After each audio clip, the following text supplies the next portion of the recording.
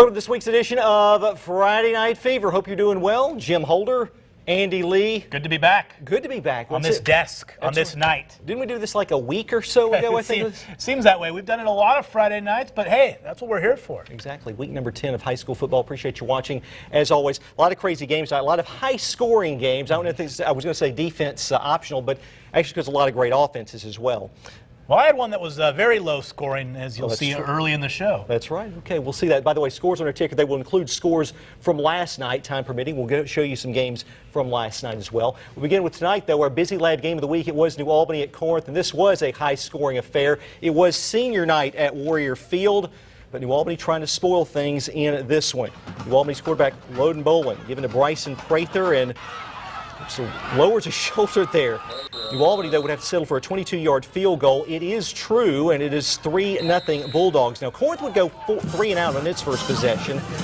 So New Albany gets the ball back, and here's Bolin faking the give to Prather, rolls out and hits Caleb Adair, keeps his feet in bounds, touchdown, and New Albany's up 10-0. But you know Corinth's going to come back, and they do it on the ground. DT Sheffield calling his own number. The 5. Knocked out of bounds, first and goal. That was at the end of the first quarter. Corinth fans anticipating a touchdown, and they're going to get it. Sheffield with the fake, keeps it for the touchdown right at our own Alvin Ivy. That cut it to 10-7. Corinth scored a whole lot of points after that as they go on to win 76-36. They're 9-1 overall. Yeah, the exact opposite of that game tonight in Ackerman, South Pontotoc visiting Choctaw County. Whoa. The defenses were frightening, as frightening as that mask. Must be getting close to Halloween. Yes. Opening drive for Choctaw County. Rakeem Ashford is brought down from behind by Barrett Griggs. Now on third down for the Chargers, Tyler Holman swallowed up by a pack of Cougars, and it would go like this in the first quarter. Eddie Ivy trying the wild Ivy, and he's wrapped up by Caleb Nichols. But the Cougars get a roughing the kicker call to keep the drive alive. Eli Brown gets the game's first down on a short yardage situation. Now 4th and 4 from no man's land. Michael Bradley and the Cougars decide to go for it. Pretty good play. The Cougar receiver flashes open for a second, but it's well defended by Choctaw County. Chargers led this one 6-0 at the break and go on to take it 20-14. All right, Okolona at Biggersville. This was a big game in Division 1-1A, and here we go. Okolona would get the football first. Watch what happens. Daniel Young looking for Daquan Johnson. Is it complete or is it? Is it a drop? Is it a fumble? What is it? The officials rule it's a catch, and it goes for a first down. So that would set up this play. Jacorius Stanfield with the touchdown right towards us, and it was 7-0 Chieftains. But the Lions would roar back. Quan Crump Mays grinding here. He will get a first down, and the Lions are in business. And the Lion fans, they were fired up. By the way, a nice tailgate tonight, a big spread. A lot of fans on hand tonight for Biggersville and Okolona, as a matter of fact. Here's Quamon Davis. He gave Biggersville fans something to cheer about. He usually does. Touchdown run. Cut it to 7-6. They went for 2 and missed. And then all those fans, what's smoke? I don't know what's going on there. But anyway, like I said, they were into it. Later, Okolona's Javen Johnson finding Nehemiah Richardson. That was tipped, and he catches that. That goes for a first down. It sets up another Stanfield touchdown. Made it 14-6 at the time. In the end, though, Biggersville gets a big win at home. They're still undefeated, are the Lions. 40-21 is that final. 10-0. Yes. All right, it was homecoming at Starkville, and there's the king, Owen Hardin. The Jackets hosted Murrah. The Mustangs overmatched. 41-0 Starkville in the second quarter. Malik Brown, a little swing pass to Drake Clark. And Drake, lots of running room. That's a first down. One play later, Brown fires the deep ball to Zach Edwards. 37-yard touchdown for Starkville. The PAT was no good. 47-0 Yellow Jackets. Ensuing Murrah possession, Zach Ormond fumbles it back to Starkville. Chris Luckett recovers the ball, and head coach Chris Jones happy about that turn of events. Luke Altmaier finds Atavius Jones. That's a first down for the Jackets. And Drake Clark caps off the drive with a 3-yard touchdown run. All Starkville tonight, They defeat Murrah 71-0. They look very tough since that one loss to Northwest Rankin. All right, Smithville at TCPS. This was another big game in 1-1A, and Smithville and TCPS both honoring Aubrey Cox, a former Smithville player who died this week. TCPS, the nice gesture, he wore number 9, and they marked out number 9 in maroon there. Third quarter, it was 27-14 Knowles. Kai Holliday to Foster Yates with a defender all over him. Whew. Pass interference against Smithville, but it counts as a touchdown, 27-20. Smithville still up, but the Seminoles answer immediately. Jabril Smith, watch him here. Whoop, back one way, back another, perhaps pulls a little Trent Richardson move here towards the end, and he will score the touchdown. That extra point was missed, but it was 33-20 Knowles. And then Holliday again on the ensuing possession, looking for Yates once again, and catches it once again, and that is down to the 1-yard line. Sets up a 1-yard Holliday touchdown run. Made it 33-27, but that is how it was going to end. Smithville hangs on for a win on the road, 33-27. What a game. Senior night at Pontotoc High School as the Warriors hosted Itawamba AHS. After scoring a touchdown on the opening drive, the Indians come out and attempt an onside kick, which is recovered by JT Hillhouse. The Indians would get it down to the goal line and give it to Ike Chandler, who scores his second touchdown of the game. So just like that, Itawamba AHS jumps out to a 14-0 lead. Now Pontotoc trying to answer. Justin Carter looks deep for Trace Vaughn, who has the ball, go right through his hand. That's a tough break. Now late in the second quarter, Itawamba AHS quarterback Jackson Orr to Ralph Dunn for 6. Point after is good, and Itawamba AHS jumps out to a 21-0 lead, but Pontotoc comes back slowly but surely. Carter looks for Vaughn deep again, who redeems himself for the drop. That's a touchdown to get the Warriors on the board, and the comeback kids do it again. Pontotoc storms back in the second half to win this one 38-27. Strangely silent on those highlights, I might add. WTVA's Evan Hensley, he's been covering this game for us tonight. It's a wild game, and as you said, Pontotoc coming back. He joins us now live with more. And Jim, it was wild indeed out here tonight. It was absolutely chaos. I felt like I watched 2 different games with Pontotoc coming out 38-27. That was 31 unanswered points by the Warriors. I just talked to Coach a little bit ago. He said he feels like he's starting to have gray hair after this one. It was a rocky one. 21-0 early, midway through the second quarter, and it was essentially all Pontotoc from there on out. And Trace Vaughn, you mentioned him, that big drop there in the first half.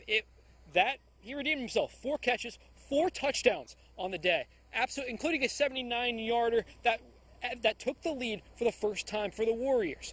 And what else can I say? It doesn't get much easier for them from here on out. They have Shannon next. They travel to Shannon next week for a game that's essentially for the division. It's going to be a big time matchup. And then for Itawamba, after a rough second half, a scoreless second half, they will play Caledonia. Make sure you tune into Friday Night Fever next week. For now, reporting live at Pontotoc High School, Evan Hensley, WTVA 9 News. All right, Evan Hensley, thanks so much. That's a bit, yeah, Shannon had to come from behind, or Pontotoc, I should say, had to come from behind last week against Caledonia, now against Itawamba AHS tonight at home. Yes, they did. And I love Coach Carter, so I feel comfortable saying this, but he already has gray hairs. Remember when he played a long time ago? It seems like a long time ago anyway. A great job by the Pontotoc Warriors. A great job by Itawamba AHS as well. Very dangerous team. 2 great teams. It's a very tough division. Pontotoc and Shannon, a big one next week. We're going to see highlights of the Red Raiders here in just a few moments. But first, of course, we have our Instagram contest. Yes, we do. Each week it determines our band and cheerleaders of the week. This week's winner is, did you know? I was on the road to Ackerman, so I'm going to say it was Oklahoma. No. Bickersville. No, Corinth. Oh, excuse me. Corinth. You know, I had the wrong game. You got to get the right game. I'm telling you, man. It was one of our choices, yes. But Corinth was our winner for band and cheerleader of the week. We're going to hear from the Corinth band in just a minute, but first, the Corinth cheerleaders take us to the break.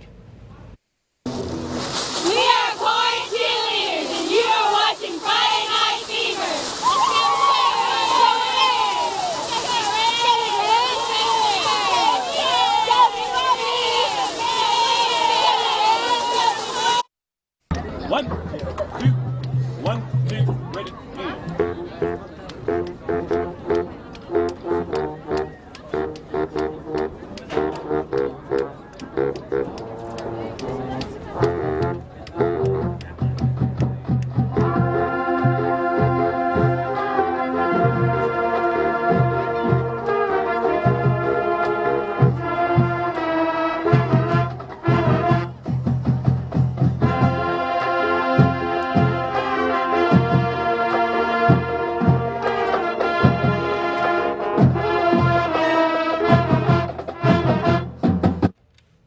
Band of the Week from Corinth. They did a great job. That song. The Old Faithful Sports Yeah. Center theme. Yeah.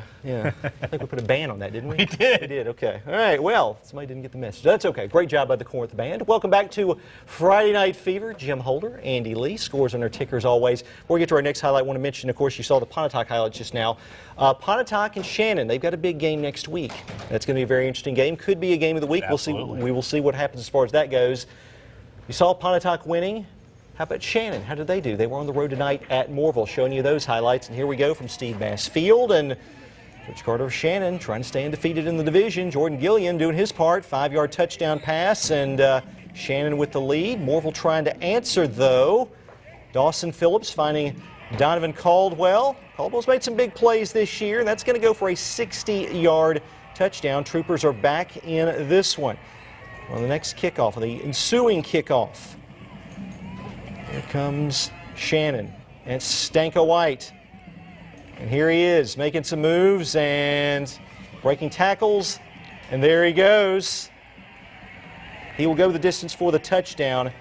And the Red Raiders rolling in this one tonight. Shannon getting the win by the final of 56-14. All right, the Battle of the Tigers at Nettleton, hosting Hatley homecoming at Nettleton. Ken Tops looking on 7-7 at the half. Third quarter, Unarius Miller, 25-yard touchdown run. So Hatley takes the lead. Now a few plays later, Nettleton with the ball, 4th and 2, going for it. But the Hatley defense comes up with a stop. It wouldn't take one. It took 2 overtimes to decide this one, and Nettleton wins 28-27. All right, Columbus at Oxford. The Falcons looking for their first victory of the year, while the Chargers, well, they're looking to remain in the playoff hunt here. And, of course, they lost to #1 Horn Lake last week. Byron Pearson, watch me here, taking a punt back. This will go 53 yards for a touchdown, but actually it will not because there was a block in the back, a flag, and this one is coming back. So Oxford calmly moving it down the field, same position. John David Moore to Wesley Pegues. It's a touchdown. That does count. Chargers convert the 2-point conversion, and they continue to lead. Oxford's defense strong. They didn't allow a point in the first quarter. Matthew Leach tackled for a loss, and then Derek Jordan here on the screen pass, snuffed out after just a yard. After a Charger field goal, Akron Johnson tackled Karan Hawk Jr. for a safety. Face mask allows the Falcons to stay within striking difference. Oxford had an 11-0 lead on homecoming night. Oxford goes on to get the win by the final of 42-6. Chargers clinch a playoff berth in 6A. All right, this is Calhoun City hosting LeFlore County at the Boneyard. Jay Bailey catches it and scores. That makes it 21-0 Calhoun City at that point. LeFlore County trying to answer, stay in it. This is a nice run. That gets to the first down marker. And then LeFlore County trying the deep ball. Good-looking throw just off the fingertips of the LeFlore County wide receiver. And then Calhoun City scores again on this short run. 28-0 at that point. All Wildcats tonight. They win this one at 48-18. Just down the road from there in Sweet Potato Country, Vardaman hosting Sebastopol, and the Rams. They're all excited because they're up 22-0, and they would be more excited because Sebastopol is going to fumble the football, and Vardaman, Rams are ram tough because they recover. Take over on offense, Patrick Pratt, what a player he is. Nice run down inside the 5-yard line. Then Cody Townsend will score the next play. Extra point no good, but Vardaman is up 28-0. Then Vardaman's next possession, as they're fired up, will be at home this week. They've had a lot of long road trips in that division. Yep. Sebastopol will cover this fumble. Would not matter, though. Big win for Vardaman tonight as the Rams get it done. 48-0 is that final. Just over the county line into Chickasaw County, Houston hosting Aberdeen. And the late William Anderson's mom carrying her son's jersey onto the field. What a nice gesture. Houston on defense. That's a nice stop there by Rish Alford. Fred Fields can do some special things, running, throwing. This is a first down run for Fred Fields on 3rd down. Fields again will keep it on the ground and once again move the chains with the legs. So Aberdeen in business on this drive, but the Houston defense able to stop Aberdeen. And Houston is victorious, 27-14. Hilltoppers in the playoffs for the first, or win their division for the first time since. It's been 20 years at least. I don't remember the year exactly, but maybe more than 2 decades, as a matter of fact. I'll have to ask Alvin Ivey, a resident Houston guy, but they've Ty Harden wanted them to pack the stands this week. Looks like they did that in a big win for Houston as they win that division. A very tough division, as a matter of fact. Their only loss was to Pontotoc, so big year so far for the Houston Hilltoppers. Time for our social media center. Daniela Oropeza with us, shows us what's happening down on Facebook, Twitter, and Instagram. What's going on, Daniela? Thanks, guys. I can't believe it's already Friday Night Fever and the time is just flying by. Week 10 has been a busy one, beginning with Facebook. Corey West sent us this picture. Look at these precious Hilltopper fans. Corey says this is Griffin, Trace, and Holly enjoying tonight's game. On Twitter, Tyrone Avant tagging us in his post saying tonight's game against Sebastopol was the last home game for his 2019 Vardaman seniors. And what a win for their final game. Like y'all just said, they took quite the lead, winning 48-0. Also on Twitter, Blake McMullen being a proud Eagles fan as Eupora defeats Ray Brooks 48-38. Congratulations to both Vardaman and Eupora. Now, for many of us, our fandom for our favorite teams start before we even attend these schools. And like this Starkville fan, Kinsley Ray Sherman looks adorable in her cheer outfit. She says she's on her way to becoming a Yellow Jacket cheerleader. And shout out to our videographer Alvin Ivey for sending this pic. And also these that Sherman was not the only one. On the left, the New Albany cheer squad showed this little one the ropes tonight. And on the right, the Corinth cheer squad smiling big as their team took quite the lead tonight.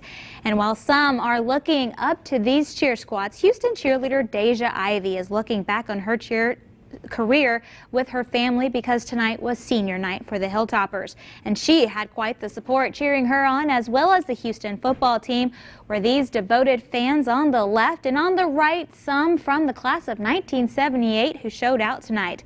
And back to Eupora High School, tonight was homecoming, and would you look at Brianna Davidson's dress, just stunning.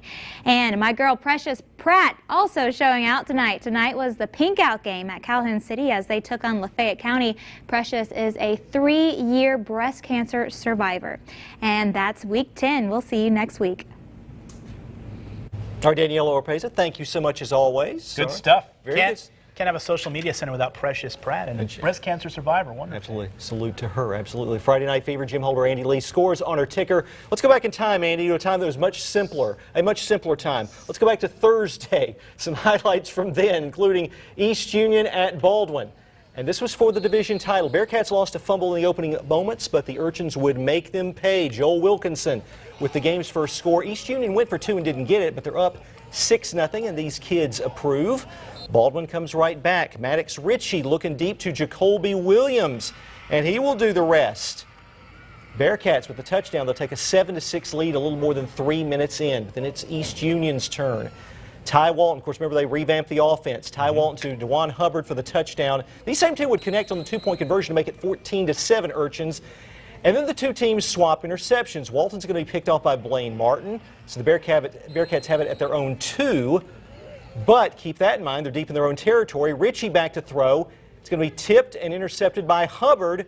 And Hubbard is going to return this thing for a pick 6. And East Union gets its first win over Baldwin and wins its division for the first time ever. East Union victorious 48-14. As I mentioned, their first division title. Congratulations to the Urchins. Incredible stuff. Boonville kept it rolling last night at Manatachee. The Blue Devils up 21-0 late in the first quarter. John Daniel Deaton calls his own number, picks up a big chunk of yardage.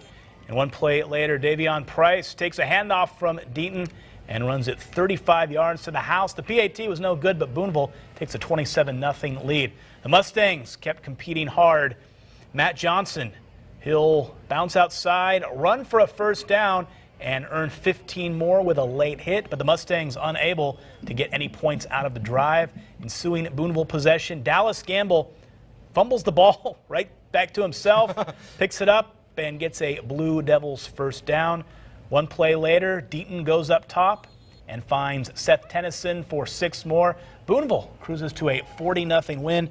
The Blue Devils are now 9-0. Having quite a season. Lewisburg at Satilla from last night. Tigers were up 7-3 late in the first half. Patriots with the football, but not for long. They are deep in their own territory, and there's going to be a fumble on the play, and there's going to be a scramble for it, and Jamarcus Smith is going to make the recovery for Saltillo.